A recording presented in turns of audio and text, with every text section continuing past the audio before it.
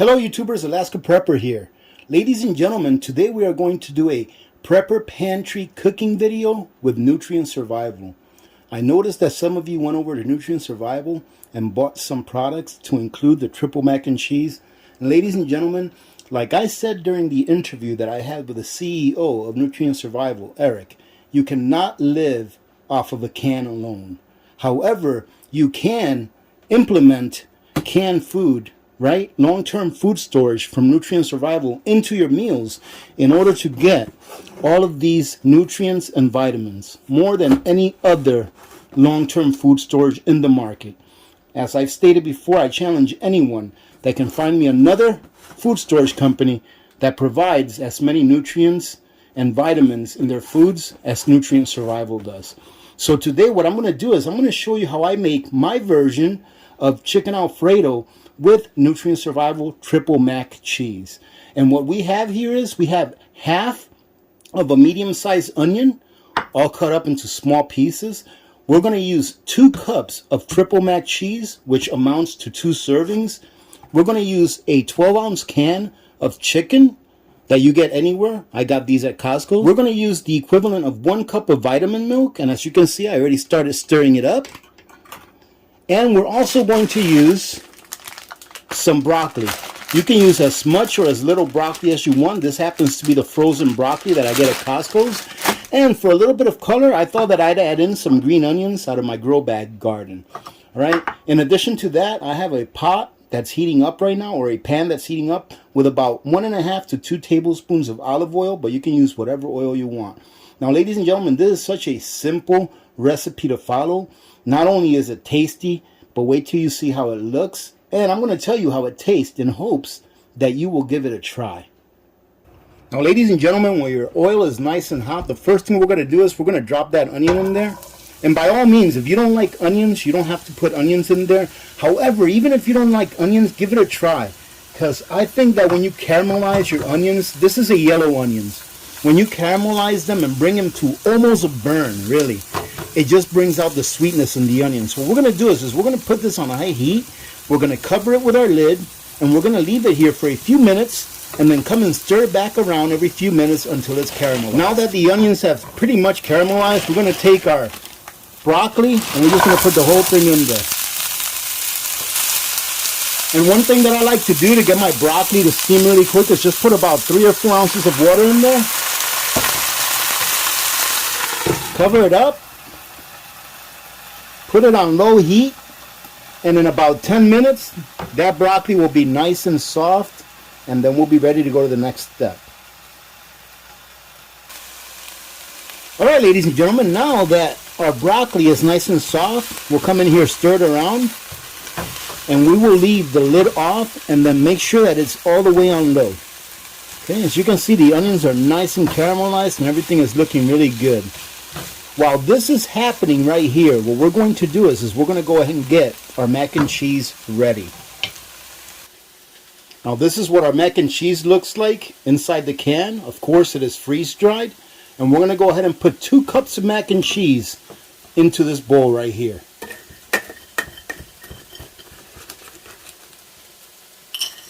These are half cups, so I got to put 4 of these in there. And now that we've got our 2 cups of mac and cheese in this bowl, we're going to do exactly what Nutrient Survival says not to do. Well, not really not to do, but their instructions is to add some hot water to this and to let it sit for a few minutes so that it can rehydrate.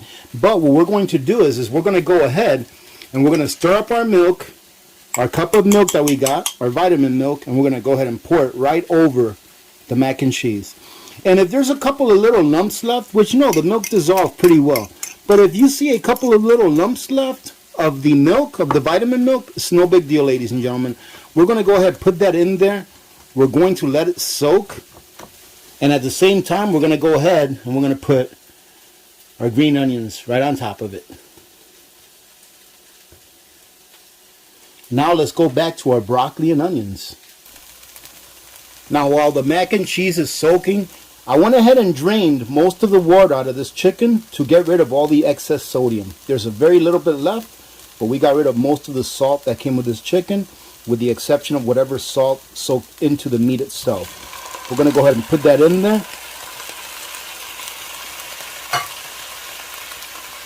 We're going to go ahead and break these up, but not into shreds. Just break them up into bite-sized pieces, I guess you can say.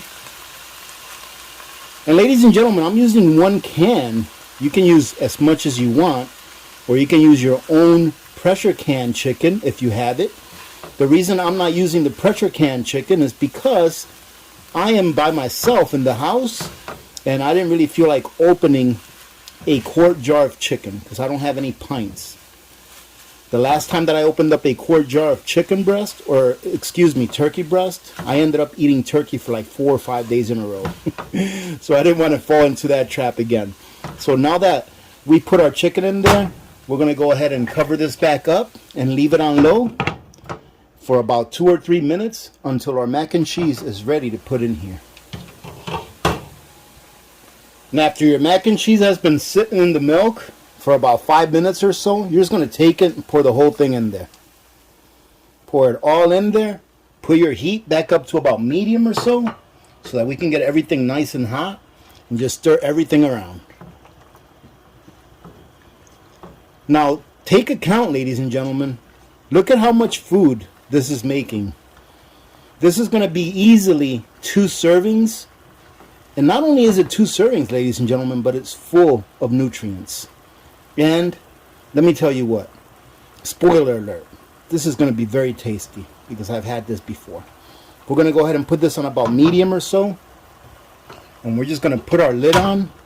And we're going to let it cook for about another 3 to 5 minutes.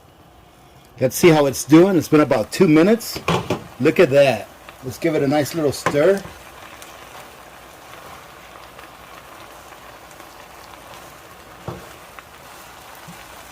Now, I'll warn you, ladies and gentlemen, when you make this, the noodles of the mac and cheese may not be 100% like really soft, but I really like that.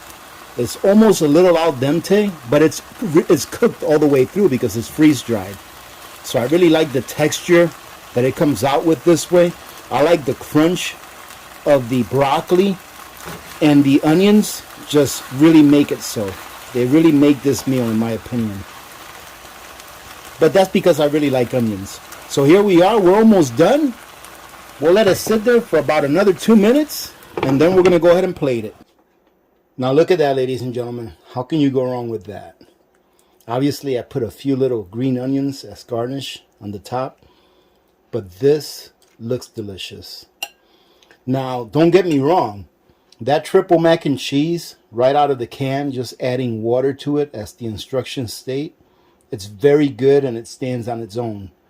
However, as I stated in the beginning of this video, you cannot live out of a can alone. You have to have variety and you have to diversify your food. However, adding the Nutrient Survival mac and cheese into a meal makes it a lot more nutritious and better for you. Let's go ahead and give this a try. Oh my goodness, this looks really good. And look at that. That's everything right there. Some mac and cheese, some chicken, and some broccoli. And this is my version of chicken Alfredo using Nutrient Survival. And ladies and gentlemen, that is truly delicious. And let me show you something really quick. This is how much there's left. So that right there is looking like lunch for tomorrow. All right, ladies and gentlemen, it is dinner time for me. Now, I wanted to go ahead and show you one of the things that I do with Nutrient Survival. For those of you that went over there and purchased some, I truly do appreciate it. I really think that Nutrient Survival as a company, as a great American company, and not only are they a great company with great people that work there, but they make an outstanding product. This is the best long-term survival food that you will find on the market. Nothing is more nutritious than this food. And if you eat it on a regular basis, even during good times, you will know the difference right away. Having said that, thank you very much for joining in today. Truly do hope that you got something out of this. If you'd like to purchase some Nutrient Survival, go ahead and take a look at my link. And I believe that you can still get 5 packs of the vitamin eggs for free with any purchase. And ladies and gentlemen, if you haven't tried the vitamin eggs, you need to try them because they are outstanding. And the reason they're outstanding, 2 things. They're full of nutrients and vitamins, and they taste like eggs. No aftertaste, no whey flavor in the back of your throat when you swallow them. You don't have to doctor them up. They just taste like eggs. Remember to be good to each other. When good people do good things happen. Remember to reach one, teach one, and repeat. If we all did this, the world would be a better place, and you know that it will be a better place. Many blessings to all of you and your families. This is Alaska Prepper. I am out.